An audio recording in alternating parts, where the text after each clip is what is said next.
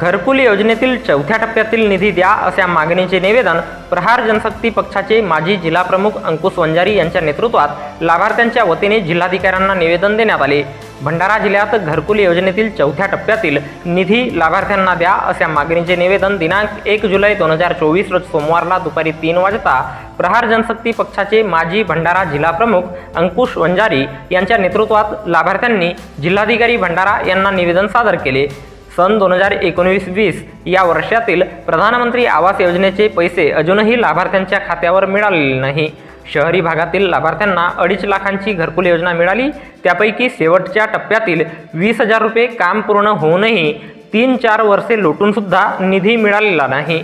सदर निधी घरकुल लाभार्थ्यांना देण्यात यावा, अन्यथा भंडारा जिल्ह्यातील घरकुल लाभार्थ्यांना सोबत घेऊन मोठा आंदोलन उभारू असा इशारा प्रहार जनशक्ती पक्षाचे माजी भंडारा जिल्हाप्रमुख अंकुश वंजारी यांनी दिला आहे। निवेदन देतेवेळी अंकुश वंजारी यांच्यासह रामचंद्र निर्वाण, डोमा लांजेवार, रामचंद्र मोहनकर, पवन पचारे, मेघराज गभने, टेकश्याम भुरे, शिवदास पचारे, देवदास गभने, ज्योती वंजारी, मंदा वंजारी, केशव लांजेवार, देवराम पचारे, हेमराज क्षीरसागर, कैलास गिरेपुंजे, कैलास पचारे, लता गिरेपुंजे, रामकृष्ण गिरेपुंजे, शोभा पचारे, महेश घनमारे, तिमेश्वर बावनकुळे, सुनील निर्वाण, शिवचरण हटवार तसेच अन्य लाभार्थी हजर होते।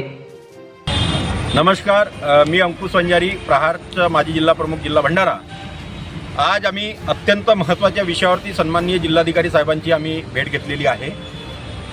विषय असा आहे की 2019-20 चे प्रधानमंत्री आवास योजनेचे पैसे अजूनही लाभार्थ्यांच्या खात्यावर मिळालेले नाहीत, जमा झालेले नाहीत।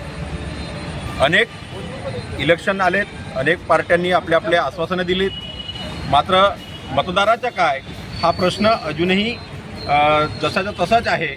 आम्ही आजच्या या निवेदनाच्या माध्यमातून सांगितलं जिल्हाधिकारी महोदयांना की जो एकूण 2.5 लाखाचं घरकुल जो मिळाला त्याच्यापैकी 2,20,000 रुपये हे खात्यावरती जमा झालेले आहेत। 30,000 रुपये जो शेवटचा अंतिम टप्पा आहे, काम पूर्ण होऊनही गेली 3 वर्षापासून जर का पैसे जमा झाले नसेल तर त्या जे काही घरकुलचे लाभार्थी आहेत त्या लाभार्थ्यांवरती जे काही कर्ज व्याजाचे पैसे असतील, सोने दागिने गहाण ठेवलेले असतील, जी काही बाकीच्या देणं घेणं असेल ते अतिशय आर्थिक अडचणीत आलेले आहेत। म्हणून तो 8-10 दिवसात तो हप्ता त्यांच्या खात्यावरती जमा करण्यात यावा, अन्यथा या जिल्ह्यातील जे काही घरकुल लाभार्थी आहेत त्या सर्वांना सोबत घेऊन आम्ही एक मोठा आंदोलनाचा पवित्रा जिल्ह्यामध्ये उभारणार आहोत। तो आंदोलन आमचा जिल्हाधिकारी कार्यालयावर असू शकतो, खासदाराच्या घरावर असू शकतो, संबंधित यंत्रणा जी कोणती नगरपंचायत असेल त्यांच्यावर असू शकतो, किंवा आंदोलनाचं एक वेगळं अजून स्वरूप निर्माण होऊ शकतो।